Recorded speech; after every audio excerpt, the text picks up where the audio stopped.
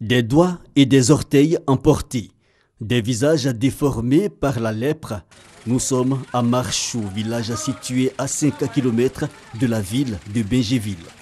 Créé dans les années 40, ce village tire son nom d'Émile Marchou, un médecin-chercheur français spécialiste de la lèpre.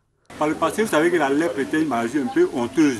En face d'Abata, il y a une île là-bas. C'est là-bas les parents étaient avant. Pour que le médecin aille là-bas les soigner, il y avait un problème. Il fallait avoir une bonne embarcation pour que le médecin arrive là-bas. Raoul Fouloro est venu là, il a trouvé que non.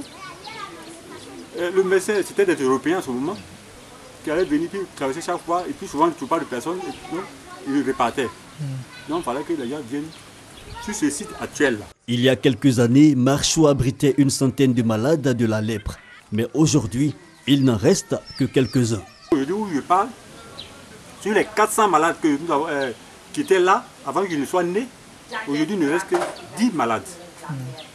Mais toute la population que vous voyez aujourd'hui, actuellement, nous sommes les enfants, les petits-enfants et les arrière-petits-enfants qui forment le village aujourd'hui. À sa création, c'était un village modèle. Mais aujourd'hui, il n'est que l'ombre de lui-même, car confronté à d'énormes difficultés, notamment l'accès au village, un véritable parcours du combattant. Quand il pleut fort, et même le pont, là-bas il est inondé, et ici même c'est plus grave. Il y a des endroits où l'eau reste beaucoup.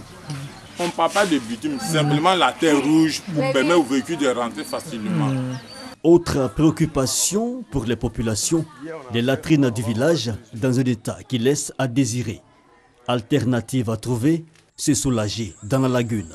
Le jour qu'on reconstruit le village, ils ont fait 2 toilettes. Quand c'était plein, quand ça remplissait, on emmenait un véhicule pour pomper.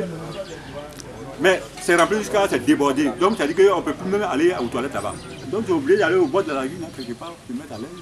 Les populations de Marchou ont désormais le regard tourné vers les personnes de bonne volonté pour sortir de cette léthargie.